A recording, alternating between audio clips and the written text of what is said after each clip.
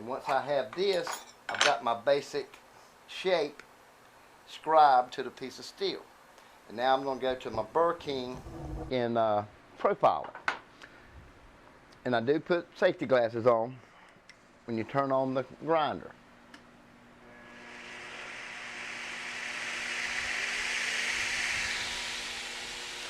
Okay, now I'm going to profile the blade.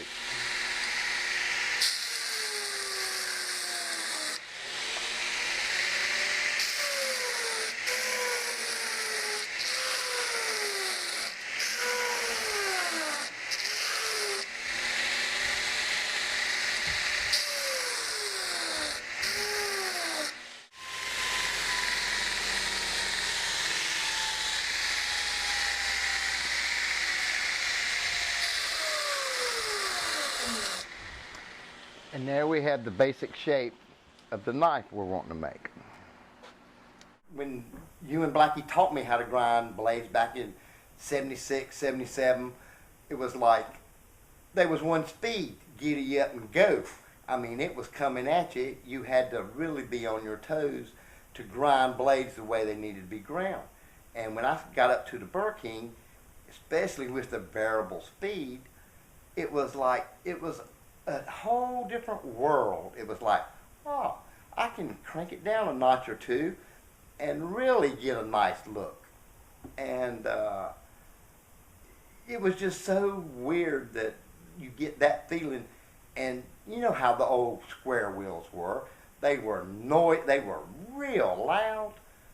And if the wheel wasn't real true, you knew it. I mean, there was always that little lump or a bump, or a lot of it could have been belts and stuff, but you know, it's like the Burr King was one of the smoothest, quietest grinders I've ever used. And when Blackie asked me did I want to buy the Burr King from him, I went, yeah. And so I got the Burr King from Blackie, and I tell everybody, I mean, that is one of the coolest grinders. I mean, how much does the variable speed mean to you? A lot when you're doing some, the more custom work you do. I just think that the variable speed just helps you accomplish what you want to accomplish in a more comfortable fashion than always before. All the years that I worked on a square wheel or something, it was like that wasn't a variable speed. When you went at it, you best be ready to do what you needed to do. But with the variable speed, you can slow it down and you can kind of ease into the grinding aspect of it. You know, to me, it's always been easier after I started actually getting to use a variable speed. They are expensive, but this one's like, it's almost 20 years old, and I've never had any trouble out of it. It is, it's a hell of a machine. Okay, after I've cleaned up most of the blade, I'll come to my Burr King, and I'm going to rough grind this on a 60 grit belt.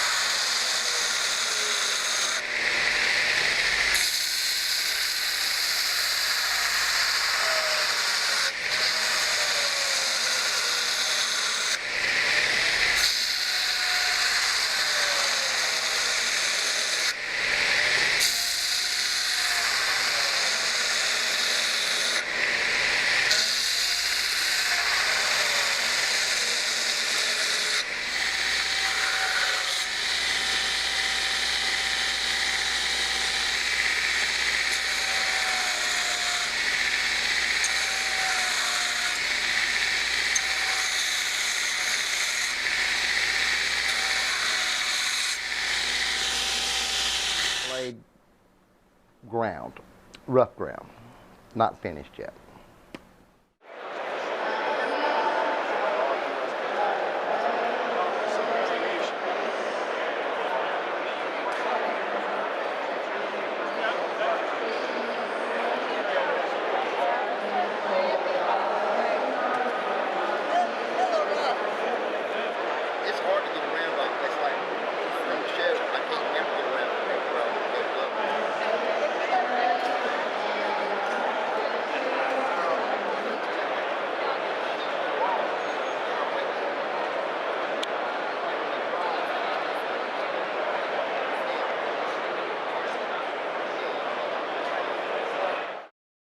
Probably 4 or 5 years ago, my wife, who also works at Burr King, had been talking to Eddie's wife, Laura. And during the conversation, Cammy said, "Hey, we're going to be down at the Blade Show." And Laura said, "We'll stop by and see you." And this was when Eddie was just kind of getting started, getting out of the shadows. And it was kind of comical because we got him over here and Eddie was kind of quiet. Of course, pushing, "You should go over there and grind. You know, go over and help Cammy and James out." So he came over and we had a video camera and we just took it. Cammy put it up on her shoulder and Eddie started grinding a knife. And we were just kind of, that was the first video we ever shot for Burr King. You know, we just got into it, you know. So we took it back and we had an iMac. We put it on there, put some really bad soundtrack on there, and then all of a sudden it started getting hits. Got a lot of hits. Eddie and Laura started calling us. Said, "Hey, we're getting all kinds of calls about this video you put up there." And now I think last time I checked it had 60 or 70,000 hits on it. Flat ground the Ricasso to a 220 grit. Now I'm ready to finish the blade. I'm going to finish the blade now on my Burr King.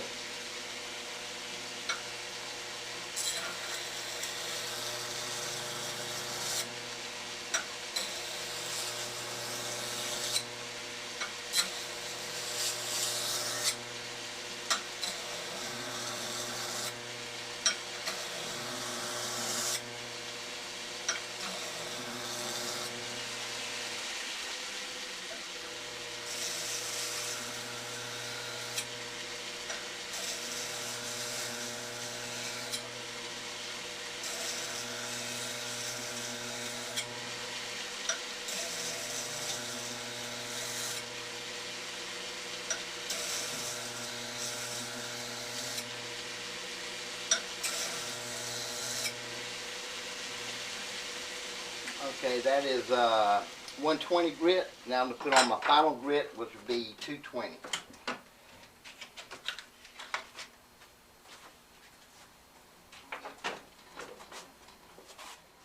I've got my 220 grit belt now that I'm going to put on the Burr King, and I'm also running my Burr King at a very low speed. It just gives you more control, and basically you can't screw up as fast. It's, if you run it slow, you have a lot more control, and it's just a lot easier.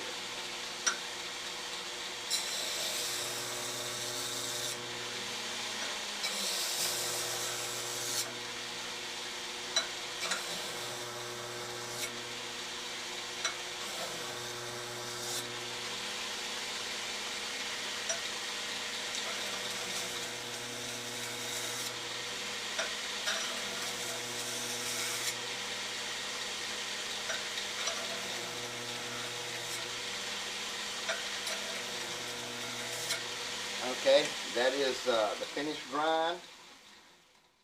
Now I'm going to put the edge on it.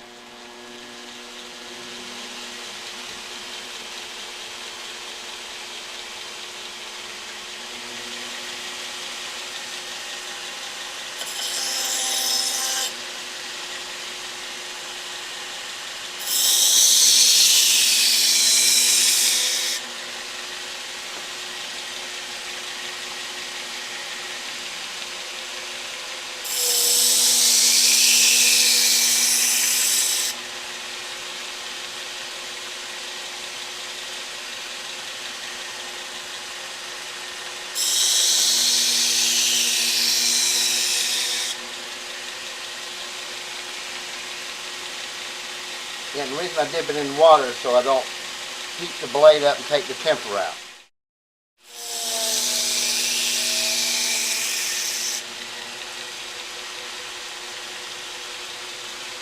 Okay, I have a wire edge all along the edge. Now I'm going to take and Michael Collins showed me how to do this.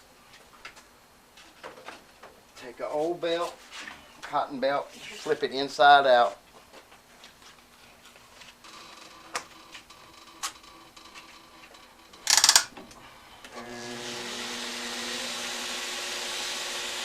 Put some compound on it.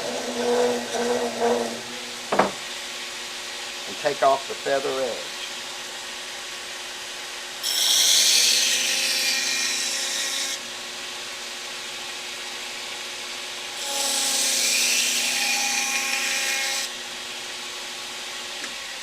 And if we done it right, I should have a nice sharp edge. Laura's always on me about doing this, but I've got to where I don't do that as much as I used to, because I usually get it, they're fairly sharp.